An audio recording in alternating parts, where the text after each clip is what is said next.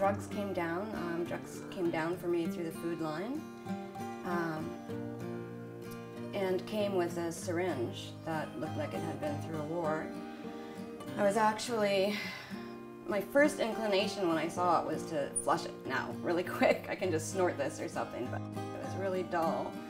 Syringe, it was, had been chopped in half at some point, and the tip that you would hold on to pull the plunger back had been melted down and made into a hard little nub, and so it was black and it was dirty. And I know people used it after me. I'm 39 years old. I'm a single mom. I have 2 daughters. Definitely a history of poverty, really low-paying kind of dead-end jobs for much of my life. More recently, was privileged to graduate from a college-level program. For me, and I think for many people, drug use is a survival.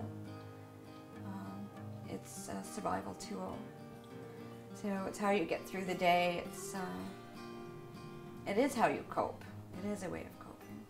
When I was released from prison, you come with a criminal record, now back to society.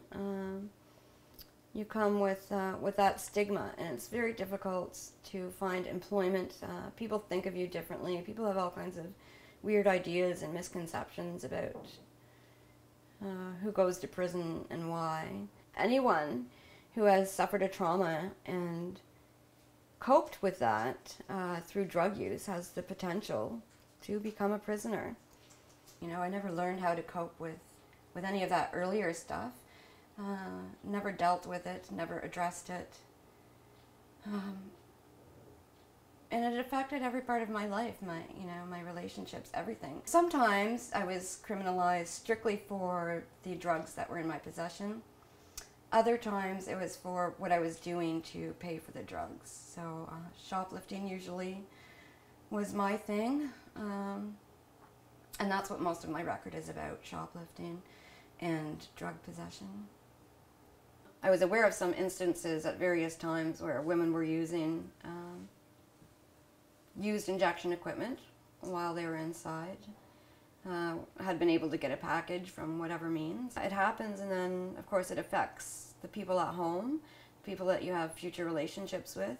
If you're injecting in prison, you're using used equipment, and your chance of contracting HIV or hepatitis are extremely high.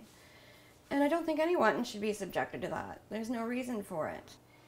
I myself have hepatitis C, and it definitely came from sharing equipment. Most prisoners are coming home. The vast majority of prisoners are not there for life. They're going home to their families. You're always without your children if you're in prison, but whether they're safe or not is an additional trauma. Who they're with, who's looking after them, that they don't know, even if they're taking good care of them, they don't know all of the nuances. They don't know to rub your little one's back to sleep at night. They don't know what her favorite stories are. All of those things are traumatic. The government's own statistics show that about 80% of people who are incarcerated have problematic drug use histories, and many of those are injection drug users. And if you think about the reasons behind why people use drugs as a coping mechanism, as a way to get through the traumas of life, of their past, of the present. If you could put your drug use in check, you would have probably done that already. Prison itself is a trauma, and believe me, people are wishing for their coping tool while they're there.